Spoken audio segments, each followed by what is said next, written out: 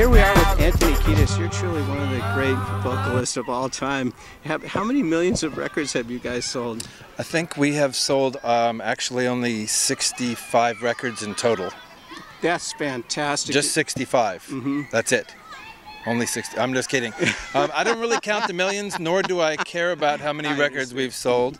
But it's nice of you to be nice. It's so cool to, when you know how hard it is for a musical group to hit that kind of a success level, and I just commend that because it's based on real musical talent. It's not just some commercial marketing plan or something. It's really genuine, excellent music. Thank you.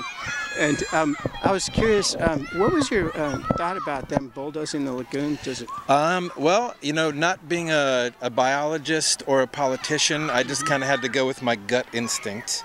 And when I listen to both sides. I don't have any allegiance to people, but I do have a certain allegiance to nature and to animals because they don't necessarily have anybody to protect them. And I've been down to the lagoon many times. I've witnessed it for better or worse. Obviously, it's not pristine, but it's also not a toxic waste dump like the bulldozing people are saying that it is. It's actually very vibrant and lively and full of amazing animals, and the idea of bulldozing it and then replacing it with an artificial version, just common sense tells me that that's not a good idea. And although some of the people involved in the bulldozing project are good people and smart people, I think they really missed the mark on this one. And yeah, so I'm siding with the Save the Lagoon big time. And so I was wondering, do you have any thoughts about what you think would be a good solution, like for everybody concerned? I mean, is that like too big of a... I think a good solution is for everyone to be open-minded and really give it a moment of due process, where you consider both sides of the story rather than just the side that you're fighting for, because really it's a natural spot that isn't looking to be reinvented by humans that don't necessarily know what they're doing. And I think they rushed into it, so let's just take a step back and really discuss what is a good solution, rather than launching forward with a bad idea and being afraid to admit that it was a bad idea.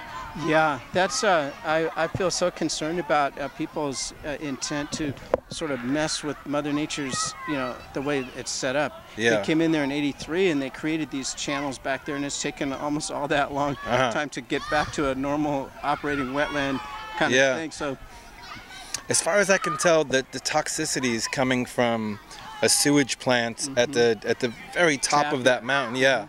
So, I mean, maybe redirecting our focus to figuring out how to deal with that sewage rather than gutting the natural wetland where animals and birds live, including, as I'm sure you know, lots of endangered species, endangered birds that would just not necessarily make it if we scoop it up and kick it out.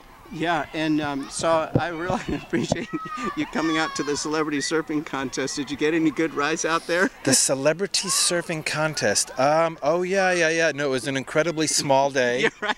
Yeah, and I find small waves more difficult than big waves. Right. It's just like, I need something. And but after an early half hour of frustration, I finally solved the riddle that was the knee-high wave, and I ended up getting a lot of waves. Yeah. Oh, great. Yeah. Cool. At least there was something. There was you something. Could stand up on. That's true. Well, thank you so much for lending your time and your support to this. Yeah, I really pleasure. appreciate it. Cool. All the best, guys. Cheers. Yeah.